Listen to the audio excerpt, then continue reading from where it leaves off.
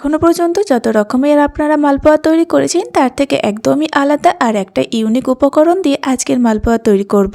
নমস্কার বন্ধুরা, কেমন আছেন আপনারা সবাই? আশা করছি সবাই অনেক ভালো আছেন। আজকের রেসিপিতে তৈরি করে দেখাবো খইয়ের মালপোয়া। খই দিয়েও যে এতটা সুন্দর মালপোয়া তৈরি করা যায়, না বানালে কিন্তু বিশ্বাস হবে না। আশা করি রেসিপিটা আপনাদের কাছে একদম অজানাই আছে। একবার আপনারা দেখে নেবেন, তারপরে বাড়িতে তৈরি করবেন। নরম তুলতুলে আর ফুলকো ফুলকো তৈরি হবে। রেসিপিটা প্রথম থেকে শেষ পর্যন্ত দেখার জন্য অনুরোধ রইল। তো চলুন দেখে নিন আজকের রেসিপি। তো আজকের এই মালপোয়াটা তৈরি করার জন্য নিয়ে নিচ্ছি এখানে 2 কাপের মতো খই। তো খইটা অবশ্যই একটা কাপের মধ্যে বা একটা বাটির মধ্যে মেপে নিতে হবে, আর বাকি উপকরণগুলো সেই কাপ মেপেই দিতে হবে। খইটা দেওয়ার পরে এবার নর্মাল জল দিয়ে খইটাকে জাস্ট এখানে একটু ধুয়ে নেব। একদম ভিজিয়ে রাখার দরকার নেই, ধুতে ধুতেই দেখবেন এই খইটা বেশ সুন্দরভাবে নরম হয়ে আসবে। আর এখন কিন্তু দেখুন খুব সুন্দরভাবে খইটা নরম হয়ে ভিজে গিয়েছে। এবার আমি হালকা করে একটু জলটাকে চিপে তুলে নিচ্ছি। খুব বেশি জল চেপার দরকার নেই, হালকা একটুখানি জলটা ঝরিয়ে তুলে নিতে হবে। আর তারপরে ভেজানো খইগুলোকে সরাসরি একটা মিক্সিং জারের মধ্যে আমি নিয়ে নিলাম। এইবার খইয়ের মধ্যে আমি দিয়ে দিচ্ছি 1 কাপের মতো শুকনো আতপ চালের গুঁড়ো, আর তার সঙ্গে দিয়ে দেব হাফ চামচের মতো এখানে গোটা মৌরি। মৌরিটা দিলে মালপোয়ার টেস্টটা খুবই সুন্দর লাগবে। এইবার এগুলোকে ব্লেন্ড করার জন্য আমি দিয়ে দিচ্ছি হাফ কাপ গরুর দুধ। নর্মাল দুধ, এটা জাল করা নেই। দুধের পরিবর্তে আপনারা এখানে জলটা দিতে পারেন।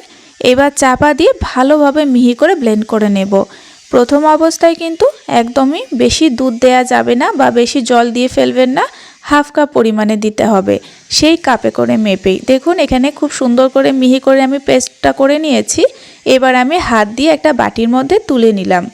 তারপরে এর মধ্যে দিয়ে দিচ্ছি 1 কাপের মতো ময়দা, আর দিয়ে দিচ্ছি এখানে 1 কাপের মতোই চিনি, তবে একটুখানি কম রেখে আমি 1 কাপ চিনি এখানে দিয়েছি। চাইলে আপনারা পুরোপুরি 1 কাপ চিনি এখানে দিতে পারেন। স্বাদ মতো একটুখানি লবণ দিয়ে দিচ্ছি। আবারও সেই কাপ মেপেই দিয়ে দিচ্ছি 1 কাপ মতো নর্মাল গরুর দুধ। এই ব্যাটারটা মাখার জন্য মোট আমার 1.5 কাপের মতো দুধ লেগেছিল। 1.5 কাপ দুধে কিন্তু মাখা হয়ে গিয়েছিল। তো এখানে আমি দুধটা দিয়ে দেওয়ার পরে এবার খুব সুন্দর করে প্রথমে একটুখানি ব্যাটারটাকে রেডি করে নেব। দুধের পরিবর্তে আপনারা জলটা দিতে পারেন, তবে দুধটা দেওয়ার কারণে টেস্টটা একটু বেশি ভালো হবে। চেষ্টা করবেন দুধটা দিয়ে মেখে নেওয়ার, আর না থাকলে অবশ্যই আপনারা জলটাও দিতে পারেন, অসুবিধা নেই। তো খুব সুন্দর করে প্রথমে ব্যাটারটাকে রেডি করে নিলাম। এবার কিন্তু খুব সুন্দর করে ফেটিয়ে নিতে হবে, মোটামুটি 7-8 মিনিট মতো অবশ্যই। তো আমি কিন্তু সময় নিয়ে একটু ফেটিয়ে নিয়েছিলাম। যত বেশি ভালোভাবে ফেটানো যাবে সময় নিয়ে, ততটাই কিন্তু মালপোয়াগুলো ফুলকো ফুলকো তৈরি হবে। কোনো রকম বেকিং সোডা, পাউডার এসবের দরকার পড়বে না। তো এখানে ব্যাটারটা প্রায় 10 মিনিট হয়ে গিয়েছে, সুন্দর করে আমি ফেটিয়ে নিয়েছি। এবার ব্যাটারের ঘনত্বটা দেখিয়ে দিচ্ছি একটা হাতার সাহায্যে। দেখুন এইভাবে ব্যাটারটা রেডি করে নেবেন। ব্যাটারটা যত ভালোভাবে রেডি হবে ততটাই কিন্তু মালপোয়াগুলো সুন্দর তৈরি হবে। আমি উপকরণগুলো কিন্তু একটা কাপ মেপে আপনাদের খুব সুন্দর করে বুঝিয়ে দিয়েছি। আপনারা কিন্তু অবশ্যই এইভাবেই দেবেন, একটা কাপে করে মেপেই দেবেন। দেখবেন পারফেক্টভাবে এই খইয়ের মালপোয়া তৈরি হয়ে যাবে। এবার আমি একটা কাপের মধ্যে মোটামুটি 1 কাপ মতো ব্যাটার তুলে নিলাম। এই কাপের সাহায্যে আমি মালপোয়াগুলো ভেজে নেব। চাইলে কিন্তু আপনারা একটা গোল হাতাও ইউজ করতে পারেন। এবার আমি তেলের মধ্যে এখানে হাফ কাপ মতো ব্যাটার দিয়ে দিলাম। দেওয়ার সময় একদম স্থির করে কাপটা ধরে রাখতে হবে। দেওয়ার কিছুক্ষণ পরে দেখবেন মালপোয়াটা খুব সুন্দরভাবে ফুলে উঠবে। গ্যাসের ফ্লেমটা প্রথমে যেমন থাকবে সেভাবে রেখে দিতে হবে, মিডিয়াম করে। একইভাবে রেখে মালপোয়াগুলোকে ভাজতে হবে। গ্যাসের ফ্লেম কিন্তু বাড়ানো কমানো করবেন না, একইভাবে রেখেই মালপোয়া সুন্দর করে ভেজে নিতে হবে লাল হয়ে যাওয়া পর্যন্ত।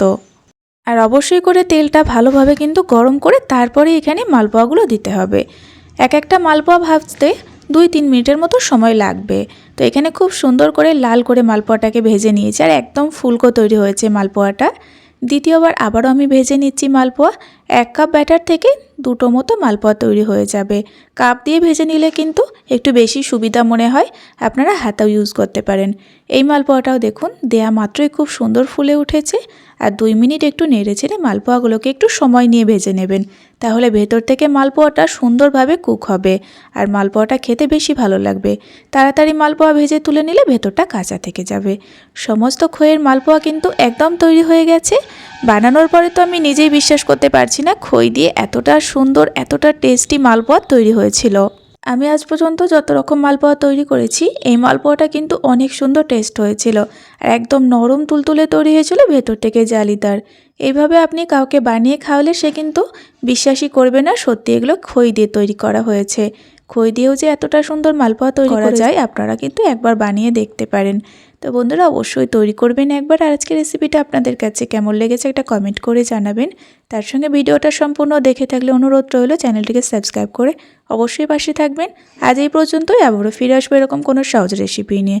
ততক্ষণে আপনারা সকলেই ভালো থাকবেন এবং সাবধানে থাকবেন।